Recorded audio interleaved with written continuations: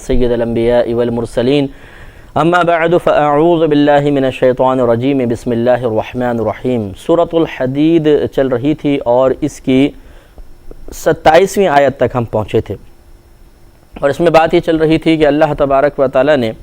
عیسیٰ علیہ السلام کے زمانے میں جو لوگوں نے رہبانیت اختیار کی اس کے بارے میں ارشاد فرمایا کہ ہم نے یہ رہبانیت ان پہ فرض قرار نہیں دی تھی، بلکہ خود انہوں نے اس رہبانیت کی راہ کو ایجاد کیا تھا، لیکن ان کا مقصد کوئی برا نہیں تھا، بلکہ وہ اللہ تبارک و تعالیٰ کی رضا کا حصول چاہتے تھے۔ لیکن پھر جس طرح اس رہبانیت کا حق ادا کرنا چاہیے تھا ویسا انہوں نے حق ادا نہ کیا، تو ارشاد فرمایا فَآتَيْنَا الَّذِينَ آمَنُوا مِنْهُمْ أَجْرَهُمْ، تو عطا کیا ہم نے ان لوگوں کو جو ایمان لائے ان میں سے ان کا اجر، وَكَثِيرٌ مِّنْهُمْ فَاسِقُونَ، اور بہت سے ان میں سے فاسق ہیں، گناہ گار ہیں، اور وہی لوگ تھے جو رہبانیت کو ترک کر بیٹھے تھے۔ تو اس سے یہ معلوم ہوا کہ دیکھیں خود قرآن کی نص سے یہ ثابت ہوا کہ ان لوگوں پر رہبانیت اللہ کی طرف سے فرض نہیں تھی، انہوں نے خود اس راہ کو ایجاد کیا۔ اور یہاں پہ آپ نے کل لفظ سنا ہوگا ابتدعوہا کا لفظ ہے، یہ بدعت سے ہی نکلا ہے کہ انہوں نے یہ نئی چیز ایجاد کی تھی، لیکن اس کے باوجود جو اس پر قائم رہے اور واقعی انہوں نے اس رہبانیت کا حق ادا کیا، چونکہ اللہ کی رضا کی خاطر تھا، لہذا ان کے بارے میں ارشاد فرمایا فَآتَيْنَا الَّذِينَ آمَنُوا مِنْهُمْ أَجْرَهُمْ، تو عطا کیا ہم نے ان لوگوں کو جو ایمان لائے ان میں سے ان کا اجر، یعنی جو اس پر قائم رہے۔ صاحب ایمان تو دونوں ہی گروپ تھے، پھر رہبانیت پہ قائم رہنے والوں کو اللہ نے خاص صاحب ایمان سے تعبیر کیا، اور جنہوں نے رہبانیت چھوڑ کر دین سے ہی منحرف ہو کے چلے گئے انہیں پھر فاسق سے تعبیر کیا۔ اس سے معلوم ہوا کہ جو بدعت، جو نیا طریقہ اللہ تبارک و تعالیٰ کی رضا کی خاطر اختیار کیا جائے اسے بدعت حسنہ کہتے ہیں، اور اس پر ثواب بھی مرتب ہوتا ہے۔ لہٰذا یہ غلط ہے کہ یہ کہنا کہ جی ہر بدعت گمراہی ہے اور ہر بدعت ہمیں جہنم میں لے جانے والی ہے۔ اگر ایسا ہو تو دیکھیے اس وقت میرا اس مائک پر اور ٹیلی ویژن پر آپ کا میرا بیان سننا یہ بھی بدعت میں داخل ہوگا، اسے کیا حکم دیں گے؟ یقیناً یہ بدعت حسنہ ہے، ایک اچھی بدعت، ایک نئی ایجاد ہے، جدید سائنسی تحقیقات سے، سائنسی ایجادات سے فائدہ اٹھا کر آج ہم دین کی بہت کم وقت میں بہت بڑی خدمت کی سعادت حاصل کر لیتے ہیں۔ اب کوئی کہے کہ یہ بھی بدعت ہے کیونکہ نبی کریم کے دور میں ایسا نہیں تھا، اور جو اس طرح کی بدعت کر رہا ہوگا وہ سب کے سب جہنم میں جائیں گے، تو بتائیے کیا کروڑوں مسلمانوں کا جہنم میں جانے کا حکم جاری نہیں ہوگا؟ جو ٹی وی دیکھ رہے ہیں، جو ہمارا بیان سن رہے ہیں، جو بیان کر رہے ہیں، میرے علاوہ بھی جتنے میڈیا پہ لوگ آتے ہیں، اس کا مطلب سب کے سب جہنم میں ہونے چاہیے، کیونکہ ہم دین کا ہی کام کر رہے ہیں، ہم یہاں پہ کرکٹ تو کھیل نہیں رہے۔ تو اس لیے ان قرآن کی آیات پر توجہ کرنا اور پھر اپنی سوچ کو تشدد سے ہٹا کر اعتدال کی طرف لے کر آنا انتہائی ضروری ہے۔ آگے ارشاد فرمایا یا ایھا الذین آمنوا اتقوا اللہ، اے ایمان والو اللہ تبارک و تعالیٰ سے ڈرو، وآمنوا برسولہ، اور اس کے رسول پر ایمان لاؤ۔ تو یہاں پر مخاطب جو ہیں حقیقتاً اہل کتاب ہیں، اور ان کو اللہ نے فرمایا اے ایمان والو اللہ سے ڈرو۔ اس کا مطلب یہ ہے اے وہ اہل کتاب جو موسیٰ علیہ السلام اور عیسیٰ علیہ السلام پر ایمان لانے والے ہو، آمنوا برسولہ، اب ہمارے رسول یعنی محمد صلی اللہ علیہ وسلم پر ایمان لاؤ۔ تو معلوم یہ ہوا کہ موسیٰ علیہ السلام پر، عیسیٰ علیہ السلام پر ایمان لانے والے یقیناً اس زمانے میں صاحب ایمان تھے، اور اب جب نبی کریم صلی اللہ علیہ وسلم کا ظہور ہوا، آپ نے اعلان نبوت فرمایا، اس کے بعد سے لے کر قیامت تک اب صاحب ایمان ہونا نبی کریم صلی اللہ علیہ وسلم کی نبوت کو تسلیم کر لینے پر موقوف ہے۔ ابھی اگر کوئی یہ کہے کہ نہیں میں سرکار صلی اللہ علیہ وسلم کو معاذ اللہ نہیں مانوں گا، موسیٰ علیہ السلام کو اپنا نبی مانتا ہوں، باقی تمام نبیوں کو مانوں گا، اللہ کی توحید کا بھی قائل ہوں گا، وہ صاحب ایمان نہیں ہو سکتا۔ یؤتکم کفلین من رحمتہ، وہ اپنی رحمت کے 2 حصے تمہیں عطا فرمائے گا، 2 حصے، ایک تو تم اہل کتاب تھے کہ تم پہلے ایمان لے کر آئے اس کا انعام، اور اب نبی کریم صلی اللہ علیہ وسلم پر، آخری رسول محمد صلی اللہ علیہ وسلم پر ایمان لانے کا بھی ایک انعام تمہیں ملے گا۔ 2 حصے اللہ کی رحمت کے حاصل ہوں گے۔ وَيَجْعَلْ لَكُمْ نُورًا، اور وہ تمہارے لیے ایک نور پیدا کرے گا، تمشون بہی کہ جس میں تم چلو گے۔ اس سے مراد یا تو میدان محشر کے اندھیروں میں وہ نور ہوگا، یا قبر کا نور مراد ہے، یا جب یہ پل صراط پر سے گزر رہے ہوں گے تو اللہ تبارک و تعالی ہمارے نبی کریم صلی اللہ علیہ وسلم پر ان کے ایمان لانے کی برکت سے انہیں وہ نور عطا فرمائے گا جو ان کو راستہ دکھاتا ہوا پل صراط کو پار کروانے میں آسانی مہیا کرے گا۔ کتاب انزلناہ الیک مبارک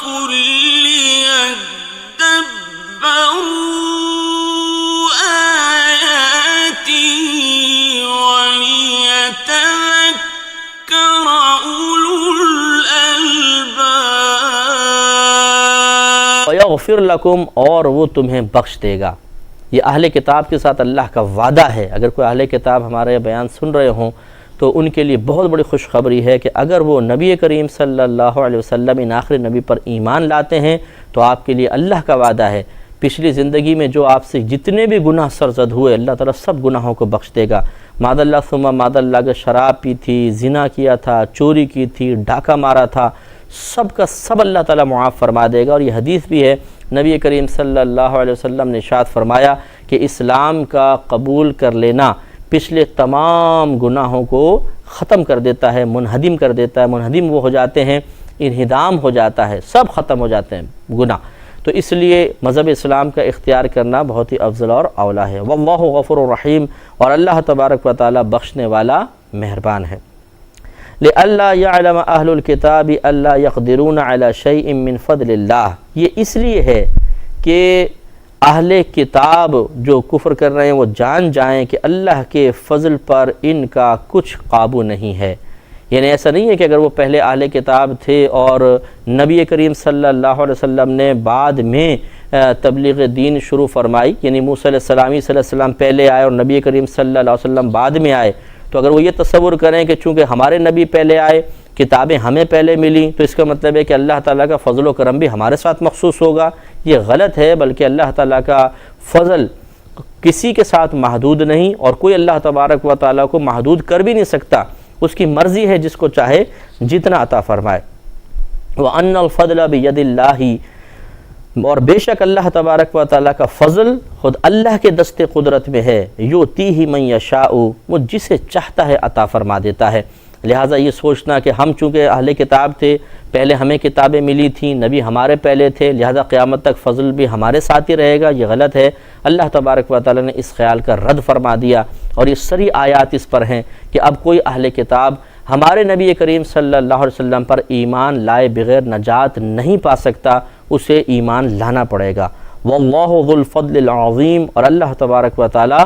بڑے فضل والا ہے، بہت بڑا اس کا فضل ہے۔ اور اس پر ہم پہلے بھی کلام کر چکے ہیں کہ ہر شخص کے مرتبے، مقام اور اس کی کیفیت کے اعتبار سے بڑے ہونے کا معیار بھی بدلتا رہتا ہے۔ بچے کے لیے بڑا پن کا معیار کچھ اور ہوگا، فٹ پاتھ پہ رہنے والے ایک فقیر کے لیے، جھگی میں رہنے والے ایک شخص کے لیے، عام مکان، کرائے کے مکان میں رہنے والے ایک شخص کے لیے، ذاتی مکان میں رہنے والے ایک شخص کے لیے، پوش علاقے میں رہنے والے ایک شخص کے لیے، اور بہت زیادہ اربوں خربوں روپیہ رکھنے والے شخص کے لیے بڑائی اور عظمت کا معیار مختلف ہوتا ہے۔ چنانچہ اللہ تبارک و تعالیٰ سب سے عظیم ہے، تو اس کے لیے پھر عظمت کا معیار کیا ہوگا اور اس کا فضل کتنا عظیم اور بڑا ہوگا، یقینی سی بات ہے، اس کا اندازہ نہیں کیا جا سکتا۔ الحمدللہ یہاں تک سورۃ الحدید کا اختتام ہوا، اور ساتھ ہی 27واں سپارہ بھی ہمارا ختم ہوا۔ آج سے انشاءاللہ عز و جل اگر اللہ تعالیٰ ہمیں یقیناً توفیق عطا فرمائے گا، اس کے کرم سے قوی امید ہے، تو ہم سورہ مجادلہ شروع کریں گے، اور 28ویں سپارے کی ابتدا ہوگی، آغاز ہوگا۔ اس میں تقریباً 22 آیات ہیں، اور یہ مدنی صورتوں میں سے ایک ہے۔ بسم اللہ الرحمن الرحیم۔ اللہ تعالیٰ ارشاد فرماتا ہے کہ قد سمع اللہ، بے شک سن لیا اللہ تبارک و تعالی نے، قول التی، اس عورت کی بات کو، تجادلو کا، جو آپ سے اے حبیب کریم صلی اللہ علیہ وسلم آپ سے بحث کر رہی تھی، فی زوجہا، اپنے شوہر کے بارے میں، وتشتکی، اور شکایت کر رہی تھی، الی اللہ، اللہ تعالیٰ کی طرف، واللہ، اور اللہ تبارک و تعالی، یسمع، سن رہا تھا، تحاورکما، آپ دونوں کی گفتگو، ان اللہ سمیع بصیر، بے شک اللہ تبارک و تعالی سننے والا دیکھنے والا ہے۔ تو یہ آیت جو ہیں خولہ بنت ثعلبہ کے حق پہ نازل ہوئیں کہ ان کے شوہر نے، یعنی اوس بن صامت ان کے شوہر تھے، انہوں نے اپنی ان زوجہ سے زہار کر لیا تھا۔ زہار کا مطلب یہ ہوتا ہے کہ اپنی زوجہ کے جسمانی کسی عضو کو اپنی جو نسبی اعتبار سے حرام عورتیں ہوتی ہیں، مثلا ماں، بہن، بیٹی، یا رضاعت کی وجہ سے، دودھ پلانے کی وجہ سے، رضاعت کے رشتے کی وجہ سے جو عورتیں حرام ہوتی ہیں، ان عورتوں کے کسی ایسے عضو سے تشبیہ دے لینا جس کی طرف نگاہ کرنا حرام ہو۔ مثال کے طور پہ کوئی یوں کہے اپنی زوجہ سے کہ تیری پیٹھ معاذ اللہ ثم معاذ اللہ میری والدہ کی پیٹھ کی طرح ہے، تو اس کو زہار کہتے ہیں۔ شریعت میں ہمارے ہاں یہ حکم ہے کہ وہ عورت وقتی طور پہ اس شخص پر حرام ہو جاتی ہے جب تک کہ یہ اس کا کفارہ ادا نہ کرے، لیکن یہ زہار کا کفارہ اس وقت تک جب تک یہ واقعہ ہے یہ نازل نہیں ہوا تھا۔ تو حضرت خولہ بنت ثعلبہ کے شوہر نے، اوس بن صامت نے، کچھ جھگڑا ہوا، غصے میں آ کر آپ نے تشبیہ دے دی اپنی والدہ کے ساتھ۔ کفار کے ہاں زمانہ جاہلیت میں دستور یہ تھا کہ وہ زہار کو طلاق مانتے تھے، یعنی جب کوئی کہتا کہ مثلا تو مجھ پر میری ماں کی مثل ہے، تو وہ کہتے تھے اب یہ تمہاری ماں ہو گئی، گویا کہ ماں ہو گئی تو یہ طلاق واقع ہو گئی، اور اب یہ عورت تم سے کبھی تمہارے ساتھ نہیں رہ سکتی، جیسے ماں کو اپنے ساتھ کبھی نہیں رکھ سکتے ہیں۔ کتاب انزلناہ الیک مبارک لیدبروا آیاتہ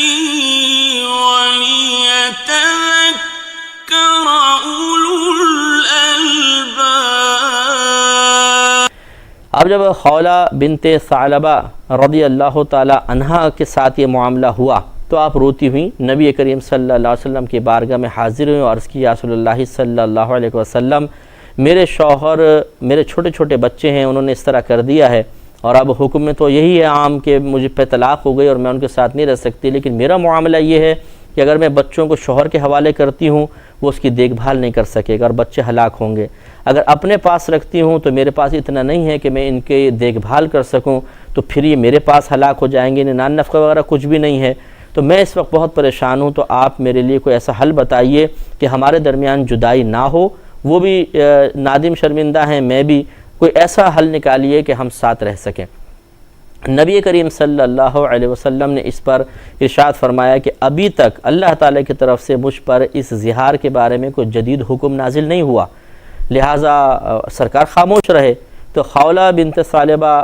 سمجھ گئیں کہ شاید اب میرے ساتھ وہی معاملہ ہوگا طلاق والا اور ہمیں جدا کر دیا جائے گا، لہٰذا پھر آپ نے اللہ تبارک و تعالیٰ کی بارگاہ میں عرض کی، یا رب کریم تو میرے تمام معاملات جانتا ہے کہ میرے ساتھ کیا معاملہ ہوا، تیرے حبیب کریم صلی اللہ علیہ وسلم بھی یہاں موجود ہیں، تو کوئی ایسا حکم نازل فرما جس میں میرے لیے آسانی ہو اور یہ میرا معاملہ حل ہو جائے۔ اس پر پھر اللہ تبارک و تعالیٰ نے ان آیات کو نازل فرمایا جو آگے آ رہی ہیں، اور اس میں رد کر دیا اس بات کا کہ اگر کوئی اپنی زوجہ کو ماں سے تشبیہ دے دے تو وہ اس کی بیوی ہی رہتی ہے، ماں نہیں بن جاتی۔ ماں صرف وہ ہیں جن کے بطن سے آپ پیدا ہوئے ہیں، جنہوں نے آپ کو پیدا کیا، یا رضاعت کا رشتہ وغیرہ ہوتا ہے۔ ہاں یہ ضرور ہے کہ وہ عورتیں وقتی طور پہ حرام ہو جاتی ہیں اور ان کو حلال کرنے کے لیے پھر کفارہ ادا کرنا ہوتا ہے، اور اس کے کفارے کی 3 صورتیں یہاں پر ذکر کی گئی ہیں، وہ انشاءاللہ بیان کیا جائے گا۔ تو اس لیے اللہ نے ارشاد فرمایا قد سمع اللہ، بے شک سن لیا اللہ تبارک و تعالی نے،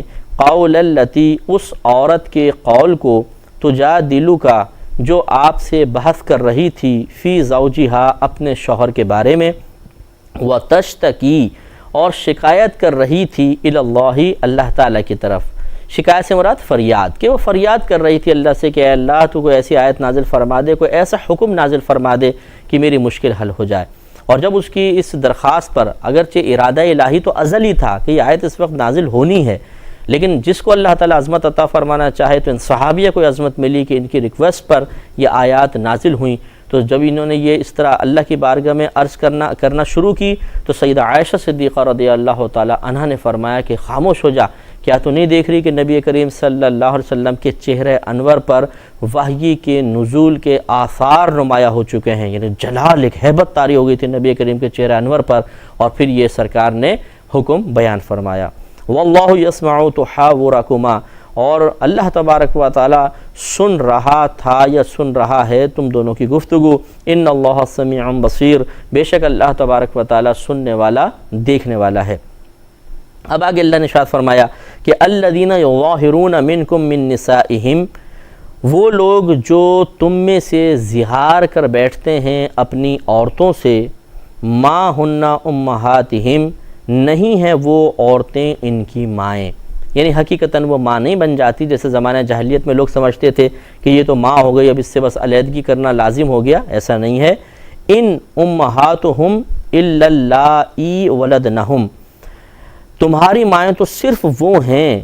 کہ جن سے وہ پیدا ہوئے ہیں، یعنی ان کی مائیں، ان لوگوں کی مائیں تو صرف وہ ہیں کہ جن سے یہ بچے، یہ لوگ پیدا ہوئے ہیں، وہ ان کی ماں ہیں، یعنی نسبی ماں جو ہماری حقیقی سگی ماں ہوتی ہیں وہ ماں ہیں، یا اسی طرح کوئی رضاعی والدہ ہوں جس کا یہاں فی الحال تذکرہ نہیں ہے، لیکن آگے اللہ تعالیٰ، بلکہ پیچھے جو ہمارا ذکر گزرا تھا محرمات عورتیں جن سے ہمیشہ کے لیے نکاح حرام ہیں، ان میں اللہ تعالیٰ نے ان عورتوں کا بھی تذکرہ فرمایا تھا کہ وہ عورتیں بھی تم پر حرام ہیں، وہ مائیں جنہوں نے تمہیں دودھ پلایا۔ تو اس کا مطلب ہے کہ نسبی والدہ ہو یا رضاعت کی بنا پر ماں ہو، ان دونوں کا حکم یہ ہے کہ اگر کوئی ان سے اپنی زوجہ کو ان کے عضو سے تشبیہ دے دے گا، ایسے عضو سے جس کی طرف دیکھنا حرام ہے، تو زوجہ وقتی طور پہ حرام ضرور ہو جائے گی، لیکن وہ زوجہ ان ماؤں کا درجہ حاصل نہیں کر لے گی، وہ رہے گی زوجہ ہی۔ وَإِنَّهُمْ لَيَقُولُونَ مُنْكَرًا مِنَ الْقَوْلِ وَزُورًا، اور وہ بے شک بری اور جھوٹی بات کہتے ہیں، بالکل جھوٹی بات کہتے ہیں، یعنی یہ کفار، یعنی یہ کہتے ہیں کہ جو ماں کی ساتھ تشبیہ دے دے گا بیوی کو تو وہ ماں ہی ہو جائے گی، یہ غلط ہے۔ وَإِنَّ اللَّهَ لَعَفُوٌّ غَفُورٌ، اور بے شک اللہ تبارک و تعالی ضرور معاف فرمانے والا، بہت بخشنے والا ہے۔ تو جس سے ایسا ہو گیا غلطی سے تو اللہ تعالیٰ اس کو بخش دے گا، لیکن اس کے لیے ضروری ہے کہ توبہ کے ساتھ ساتھ وہ کفارہ بھی ادا کرے۔ اور اب وہ کفارے کا بیان شروع ہوتا ہے کہ والذین، اور وہ لوگ جو یظاہرون، زہار کر بیٹھیں، من نسائہم، اپنی عورتوں سے، وہ کیا کریں گے وہ آگے بیان ہوگا انشاءاللہ، کیونکہ اب پروگرام کے وقت ہمارا ختم ہے، انشاءاللہ نیکسٹ پروگرام میں اس پر تفصیلی کلام ہوگا۔ وآخر دعوانا